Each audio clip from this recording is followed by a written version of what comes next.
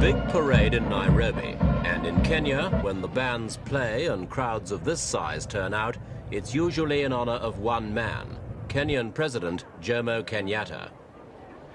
Ladies and gentlemen, many years have passed since it was decided to declare and to commemorate Kenyatta Day as a symbol of national unity.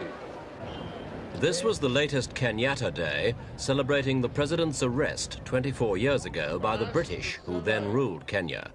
In the years since then, this remarkable man has developed from an obscure anti-colonialist leader into one of the foremost statesmen in Africa today. But though his international reputation is secure, his position at home is not so clear-cut. There's uncertainty about who will replace him, and there's muffled but very definite opposition to his rule. To his many supporters, President Kenyatta is a revered, unassailable figure, a father to the nation, just as he is to his own extensive family. This was the recent wedding in Nairobi of one of his nephews.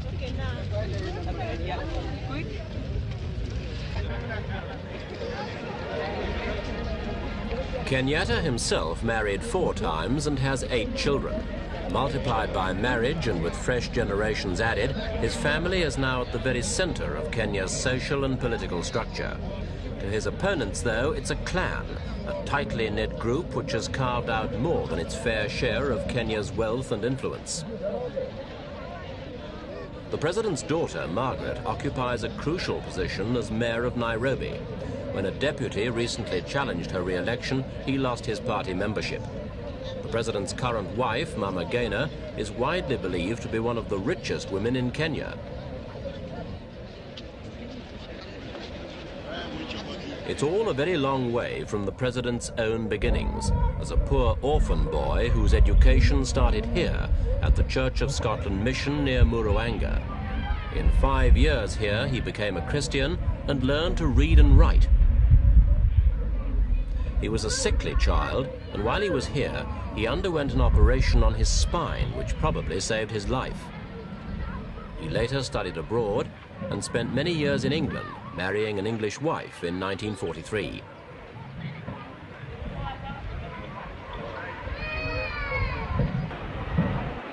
Jomo Kenyatta, the name was an adopted one, emerged first as a leader of his own tribe, the Kikuyu. He denied any involvement with the terror campaign of the Kikuyu-dominated Mau Mau rebellion of the 1950s, but he was nevertheless imprisoned for 7 years. Britain released him in 1961, hoping his countrymen would pay little heed to this old man. He was then over 70. But the wind of change was already blowing over Africa, and in 1963, the British withdrew completely from the former colony. When they did so, the man they left in power was Jomo Kenyatta, the country's first premier and already revered as the father of the nation.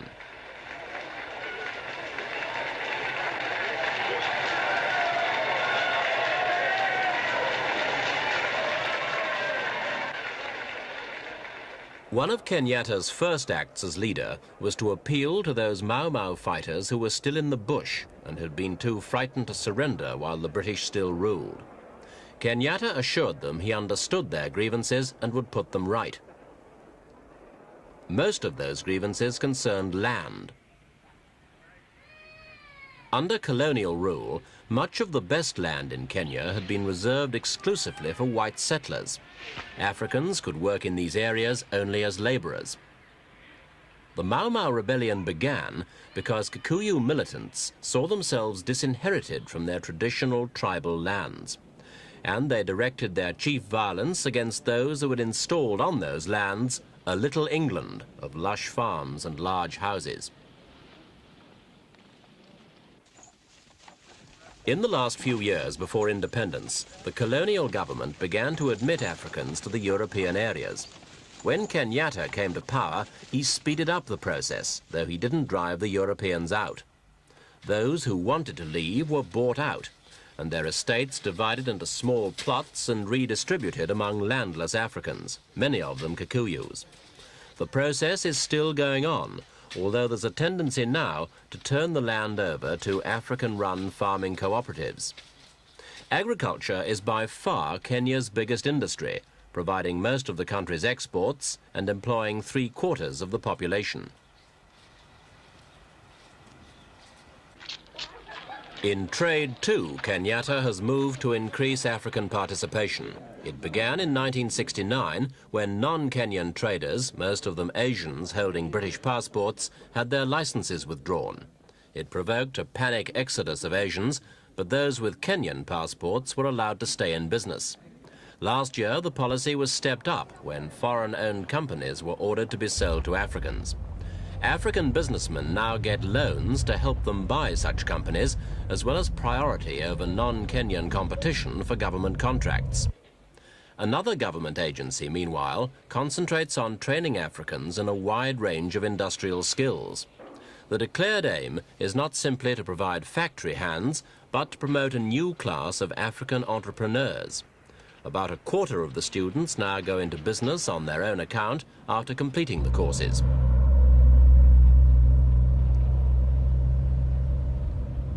Nairobi's mushrooming skyline tells a similar story. President Kenyatta's Kenya is a land of private enterprise.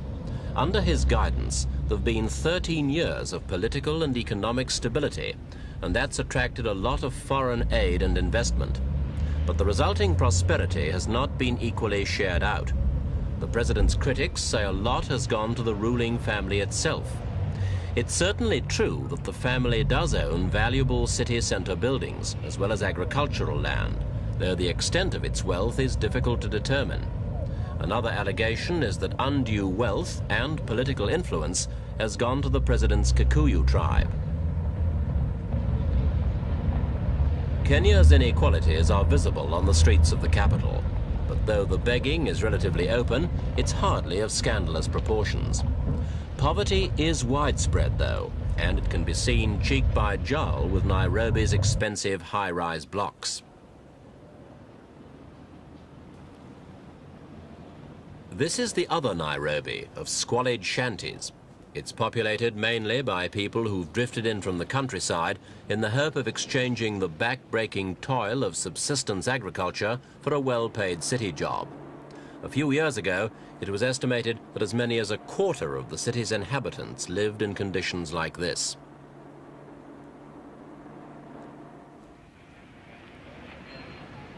Nairobi's population is increasing by nearly 40,000 a year, and by the end of the century, 1 million people could be looking for jobs in and around the capital. On current estimates, fewer than 2/3 will be able to find them. Unemployment has been a national problem for years.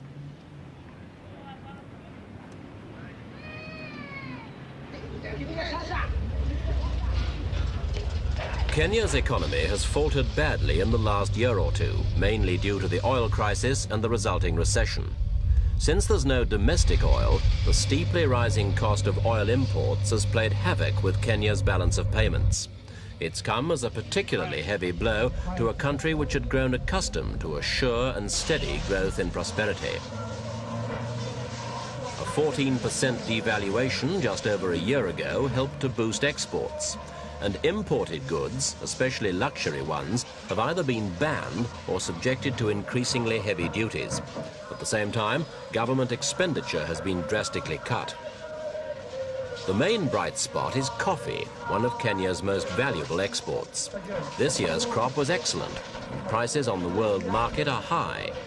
Even so, the cost of living is still rising by about 20% a year, and Kenya's finance minister has called on the nation to work harder and spend less.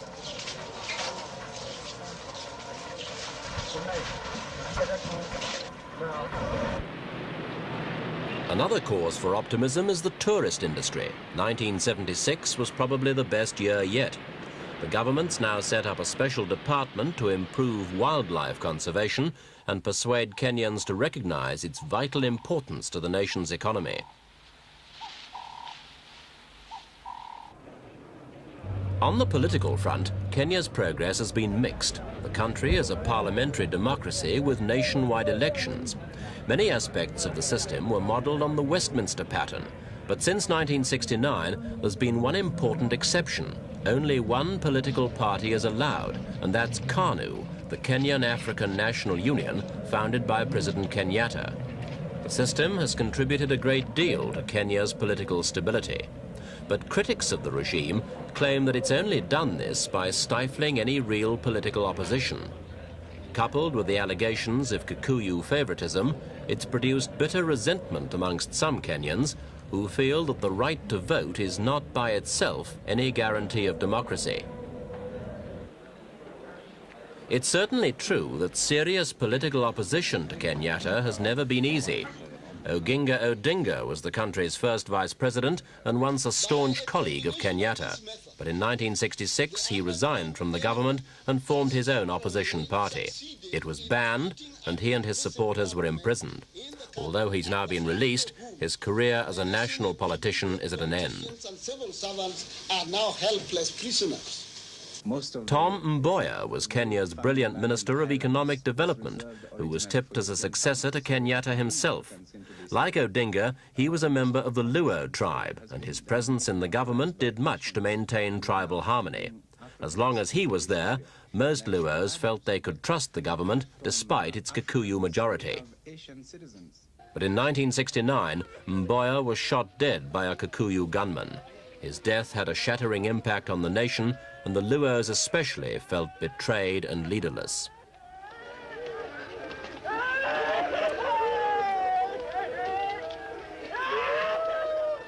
At the funeral, their grief turned to anger, and a riot developed outside the cathedral. For a moment, it looked as if Kenya was heading towards the tribal conflict which many had predicted before independence.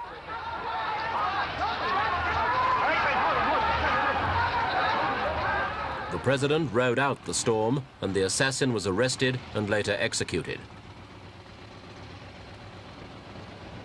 2 years ago, the murder of J.M. Kariuki raised an almost identical storm of protest.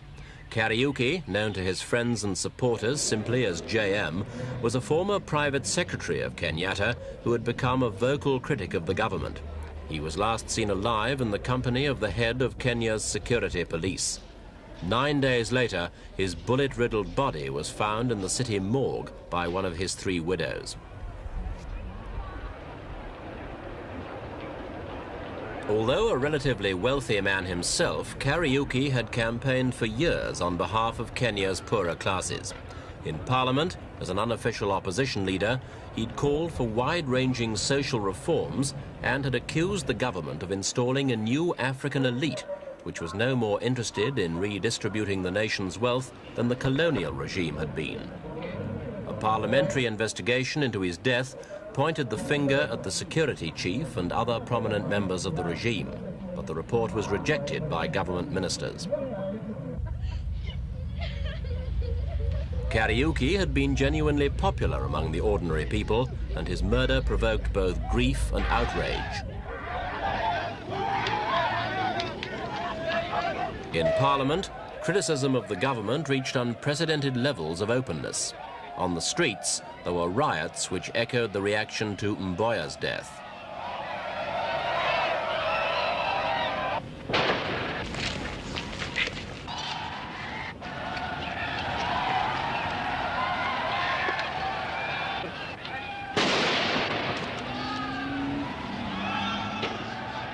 The riots, though, were soon quelled, and it wasn't long before Parliament was restored to its normal, respectful attitude.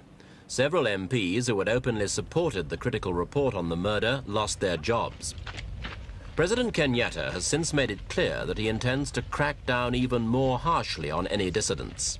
The hawk, he said, is always ready to swoop down from the sky.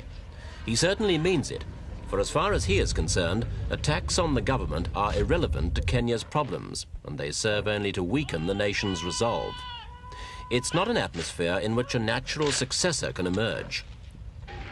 The president is now at least 85, and though he's in remarkably good health, he clearly can't go on forever. And the question of his successor is now an increasingly worrying one for Kenyan politicians of all shades of opinion. There are many men of the necessary caliber, but few have had the chance to attract national support. One contender is the current Vice Premier, Daniel Arap Moi. The Constitution makes him the lawful successor for 90 days following the President's death, but it's unlikely that Moi has the backing to assume the position permanently. A few months ago, in fact, some MPs even tried to amend the Constitution to prevent him being even a temporary president. The move was squashed by the government, but to the question, if not Moi, who, there is still no answer.